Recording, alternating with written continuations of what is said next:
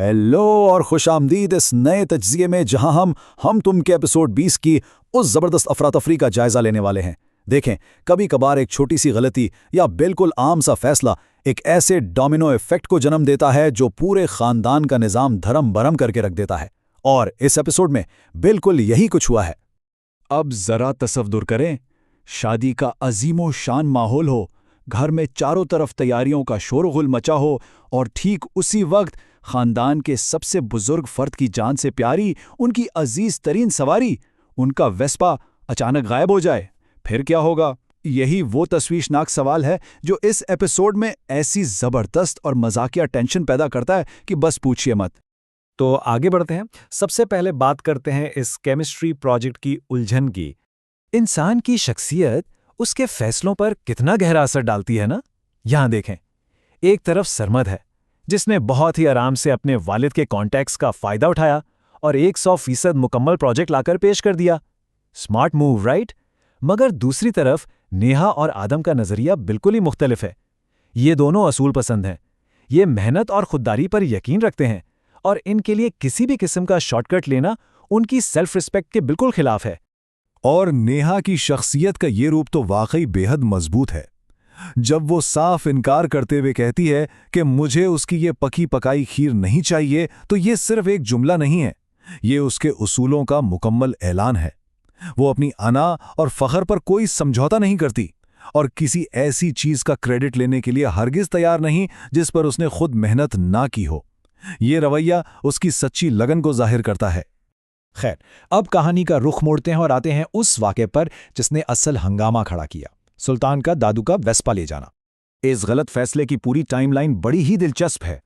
होता कुछ यूं है कि सुल्तान पहले अपनी चिकनी चुपड़ी बातों से महा को मनाता है और चाबियां हासिल कर लेता है। फिर सर दर्द की दवाई लेने के बहाने वो सीधा मार्केट का रुख करता है, मगर वहां भीड़ में अचानक वेस्पा उसकी नजरों से ओझल हो जाता है। घबराहट इस कदर हावी होती है कि किसी अजनबी से फोन उधार मांगकर इंतहाई खौफ की हालत में घर पर इसकी इतला दी जाती है।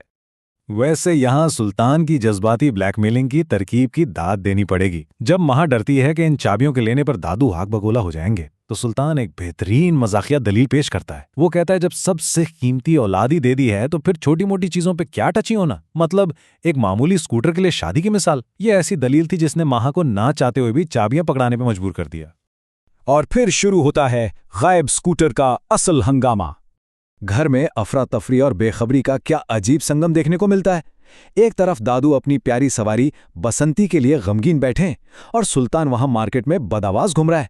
मगर जरा दूसरी तरफ तो देखें, नानो शादी की तकरीब के लिए दांडिया की प्रैक्टिस में पूरी तरह मगन है और सरमत वो निहायत सुकून से नए मोबाइल की खरीदारी कर रहा है। ये टकराव देखने में इंतहाई मजाकिया और थोड़ा अजीब जरूर लगता है। ऐसे वक्त में जब डर और गुस्सा हावी हों तो लोग बेसाख्ता क्या कुछ नहीं कह जाते। इल्ज़ामात की इस फहरिस्त को देखकर अंदाज़ा लगाना आसान है कि इस ख़ानदान में एतमाद कितनी तेज़ी से टूटता है। सुल्तान पर तंज के सख्त तीर बरसाए जाते हैं। उसकी लंबाई का मजाक उड़ाते हुए उसे 6 फुट का सुल्तान डाकू तक कह दिया जाता है।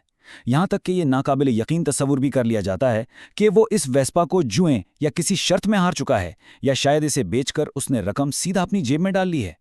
ये गुस्से में निकले हुए बेतुके इल्ज़ामात बुनियादी ताल्लुकात को शदीद ठेस पहुंचाते हैं। खैर, इस सारी अफरा तफरी के दौरान एक और कहानी भी चल रही है। हंगामे के दौरान रोमांस।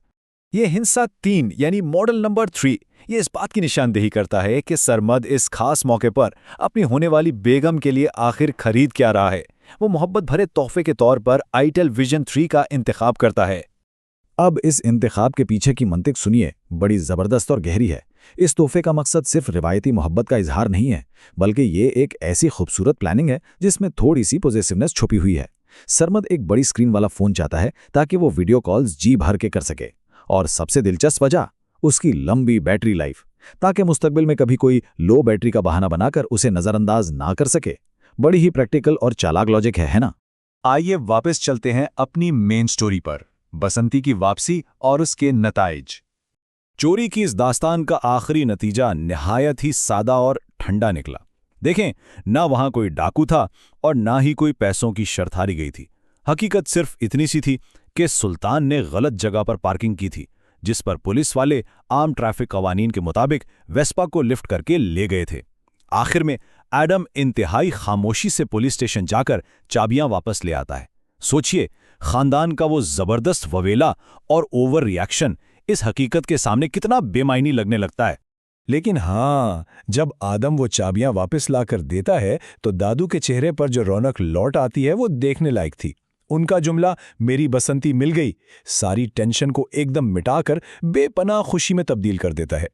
ये जुमला इस पूरे मजाकिया ड्रामा में उस खालिस और मासूम जज्बाती लगाव को बयान करता है जो बुजुर्ग अपनी पुरानी और अजीज तरीन चीज़ों से रखते हैं। इस अफरा तफरी के माहौल में यही तो एक सच्चा खुशी का लम्हा था। मगर ठहरिए, गाड़ी वापस मिलने से क्या मसले मुकम्मल तौर पर हल हो गए? बिल्कुल नहीं। गुस्से में निकले हुए अल्फाज हमेशा अपने गहरे निशानात छोड़ जाते हैं। जो ताने, तंज और इल्जामात सुल्तान पर बरसाए गए थे, उन्होंने आदम के दिलो दिमाग में एक शदीद गुस्सा पैदा कर दिया। वो अपने वालिद के खिलाफ कहे गए उन निहायत सख्त अल्फाज को बर्दाश्त नहीं कर पाता और मुतालबा करता है कि जिन लोगों ने इज्जत उछाली है वो आकर माफ़ी मांगे। और यहाँ से नौजवानों के दरमियान एक बिल्कुल नया और संगीन तसादुम शुरू हो जाता है। तो अब बुनियादी सवाल ये पैदा होता है कि भले ही गायब होने वाला स्कूटर अपने मालिक तक वापस पहुंच गया हो, लेकिन इस चंद घंटों की अफरा तफरी ने रिश्तों के दरमियान जो गहरी दरार पैदा कर दी है, क्या वो पुर हो सकेगी? बेएतबारी की इस फजा के बाद क्या ये खानदान उस टूटे हुए एतमाद को वापस जोड़ पाएगा? इसी दिलचस्प और फिक्रंगेज सवाल के साथ हमारा आज का ये तज्जिया यही मुकम्मल होता है। ये एपिसोड हमें ये सोचने पर मजबूर जरूर करता है कि जज्बात में आकर दिए गए फैसले किस तरह बाआसानी एक बड़ा डोमिनो इफेक्ट बन सकते हैं।